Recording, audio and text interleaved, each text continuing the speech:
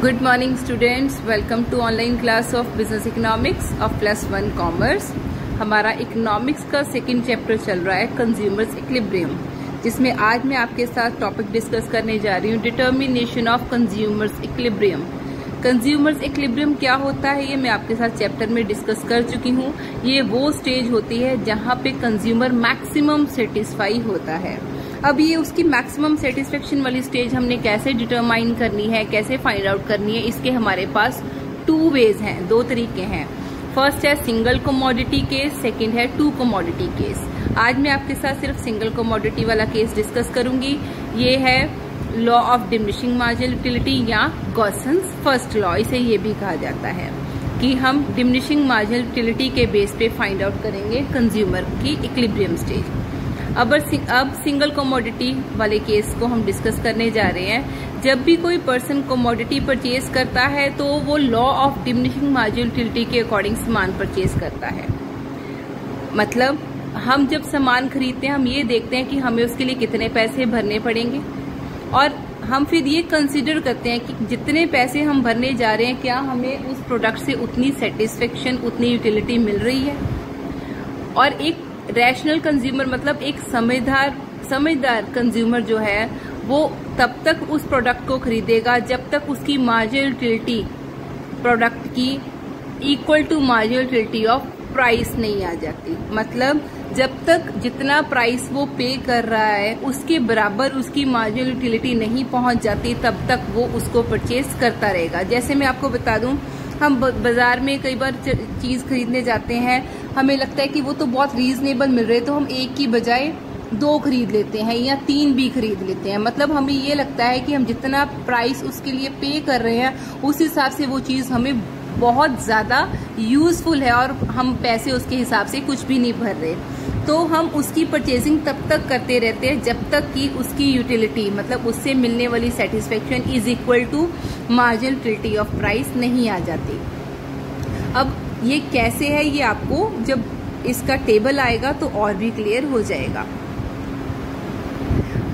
अब उसके बाद पहले उन्होंने बताया हुआ है कि वो तब तक ही क्यों खरीदता है जब तक marginal utility of product is equal to marginal utility of price नहीं आ जाती, वो तब तक परचेजिंग क्यों करता है।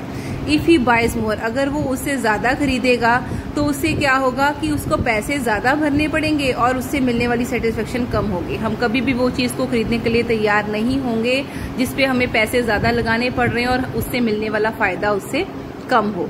और अगर वो उससे कम प्रोडक्ट खरीदता है, जब तक marginal utility of product is equal to marginal utility of is equal to price of the product, जब तक इक्वल नहीं हो जाते, अगर वो उससे कम सामान खरीदता है तो क्या होगा कि अभी वो पैसे कम भर रहा है लेकिन उससे मिलने वाली यूटिलिटी उसको ज्यादा है। अभी और भी खरीदे तो भी उससे मिलने वाली सेटिस्फेक्शन उसको ज्यादा है, तो डेफिनेटली वो प्रेफर करेगा कि मैं अभी इसकी और परचेजिंग कर लूं। तो कंज्यूमर की इक्विलिब्रियम स्टेज वो होगी जहां पे marginal utility of product is equal to price of product. मतलब जैसे अगर प्राइस 10 है तो हम उस प्रोडक्ट को तब तक खरीदेंगे जब तक उसकी मार्जिनल यूटिलिटी भी 10 के बराबर नहीं आ जाती। अब उन्होंने एग्जांपल दिए, मान लो एक चॉकलेट है 40 रुपीज की, तो when consumer by first it's marginal utility derived is 100 units. मान लो हमने पहली चॉकलेट खरीदी 40 रुपीज की तो उससे हमें 100 सेटिस्फेक्शन मिली। अब सेटिस्फेक्शन बहुत ज्यादा है लेकिन हमने उसके बदले में पैसे बहुत कम लगाए हैं।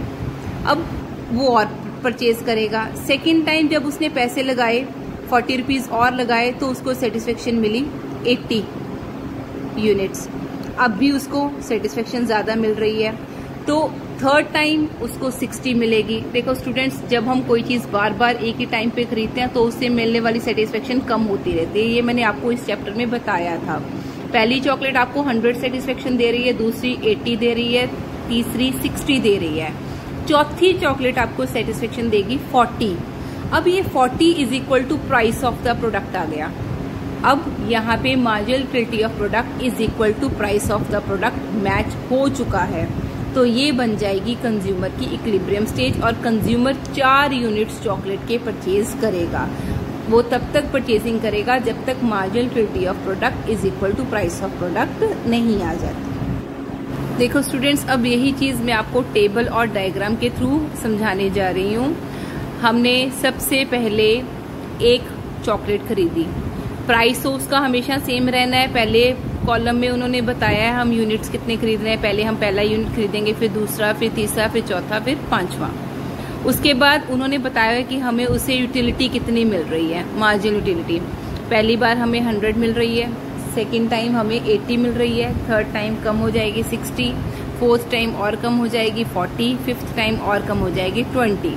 अब हम नोट करेंगे उस प्रोडक्ट का प्राइस कितना है। प्राइस मैंने आपको पहले ही बताया था कितना है, 40 40 40 40, एवरी टाइम 40 प्राइस है। ठीक है, अब हमने लास्ट कॉलम में देखो उन्होंने क्या बताया हुआ है, utility derived minus utility sacrifice. मतलब हमें मिला क्या और बदले में हमने सेक्रीफाइस कितना किया। हमें मिल रहा है 100 यूनिट्स, पहली सेटिस्फेक्शन 100 है ना, हमें मिल रही है सेटिस्फेक्शन 100, बदले में हम दे रहे हैं सिर्फ 40, तो हमें कितना फायदा हुआ, 60। ठीक है, सेकेंड टाइम हमें सेटिस्फेक्शन मिली 80, लेकिन हमने सेक्रीफाइस किया ओनली 40, तो हमारा यहाँ पे कितना फायदा हुआ, इन दोनों को माइनस कर देंगे 40। थर्ड वन है 60, हमें सेटिस्फेक्शन मिली थी, हमने सेक्रीफाइस फिर 40 किया है, तो यहाँ पे अभी भी हमें 20 का फायदा हो रहा है। जब हमने फोर्थ चॉकलेट खरीदी तो 40 ही हमें सेटिस्फेक्शन मिली और 40 ही हमने सेक्रीफाइस किया, तो इस केस में डिफरेंस आया 0। जब यूटिलिटी डिराइव्ड और यूटिलिटी सेक्रीफाइस्ड का डिफरेंस 0 आ जाए, मतलब marginal utility of product is equal to marginal utility of price same आ जाए, वो होती है कंज्यूमर की इक्विलिब्रियम स्टेज। अब हम इसको डायग्राम के थ्रू प्रेजेंट करेंगे। ओ एक्स एक्सिस पे हम क्वांटिटी लेंगे, ओ वाई पे हम लेंगे मार्जिनल यूटिलिटी, और जो टेबल मैंने अभी आपको समझाया है उसके अकॉर्डिंग हम डायग्राम बना देंगे। देखो प्राइस तो हमेशा 40 है, तो प्राइस वाली line parallel to O X axis आ जाएगी। उसके बाद हम लाइन ड्रॉ करेंगे, कर्व ड्रॉ करेंगे मार्जिनल यूटिलिटी का, तो मार्जिनल यूटिलिटी जो है वो कर्व स्लोप करेगा downward from left to right. मतलब ध्यान से देखिए, फर्स्ट यूनिट पे हमारी मार्जिनल यूटिलिटी है 100, तो फर्स्ट डॉट 100 पे आ गया। सेकेंड पे हमारी मार्जिनल यूटिलिटी है 80, तो 80 पे अगला डॉट आ गया। थर्ड यूनिट पे 60 पे डॉट आएगा, फोर्थ यूनिट पे 40 पे डॉट आएगा, और फिफ्थ यूनिट पे 20 पे डॉट आएगा। तो जब हम सारे डॉट्स को ज्वाइन करेंगे तो ये कर्व कैसा बनेगा, it slopes downward from left to right. अब प्राइस वाला कर्व और मार्जिनल यूटिलिटी ऑफ प्रोडक्ट वाला कर्व जहां पे मिलेंगे, देखो वो ई पॉइंट है, जहां पे ये दोनों मिलेंगे वो होती है कंज्यूमर की इक्विलिब्रियम स्टेज। ओके स्टूडेंट्स, इस टॉपिक को ध्यान से अच्छे से समझने की कोशिश कीजिए। अगर ना समझ आए तो आप मेरे से क्वेरीज कर सकते हैं। That's it for today. Thank you and have a nice day.